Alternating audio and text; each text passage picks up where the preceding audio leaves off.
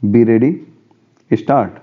The emergency evacuation of residents from parts of Josimath should serve as a national wake-up call. The town's land subsidence problem featured in government reports over 4 decades ago. But that wisdom got bulldozed by infrastructure and construction plans designed for the region. The repeated economic and human loss experienced in the Garhwal Himalaya over the last few years should finally spur India to factor environmental consequences in its calculation of project benefits and in GDP. It will present a more realistic picture of where we stand. The overreaching case for estimating green GDP, which accounts for environmental degradation, is the risk faced by India on account of climate change. India ranked 5th in the Global Climate Risk Index in 2020, which makes the country among the more vulnerable nations.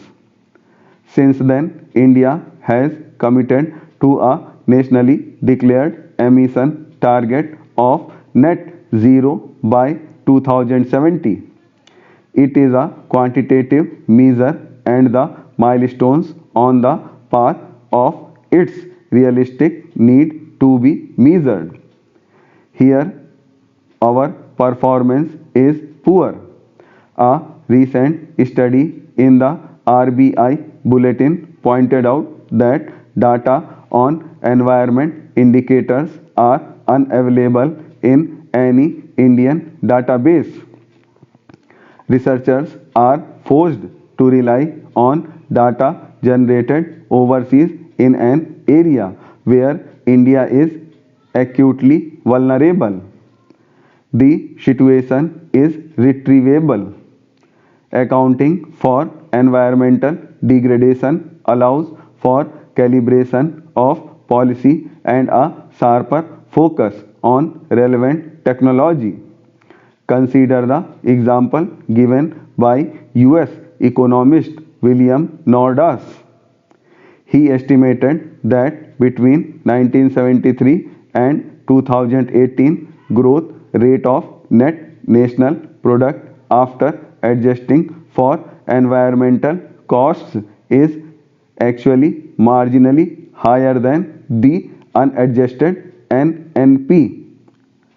The reason is that over time emissions have declined relative to output and costs of producing an additional unit keep going on. That is the case in India too, which is a cause for hope. The RBI study said that each unit of GDP in 2000 consumed 4.5 kg of material.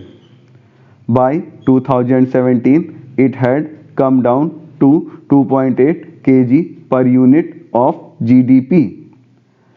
The trend will continue. The environmental risk in India varies across regions. Estimating green GDP at both national and state levels will hold a mirror to policy makers on the potential costs and benefits of economic decisions. The first step is to build our own database. It needs to be followed by dissemination of green GDP to inform policy at levels of government.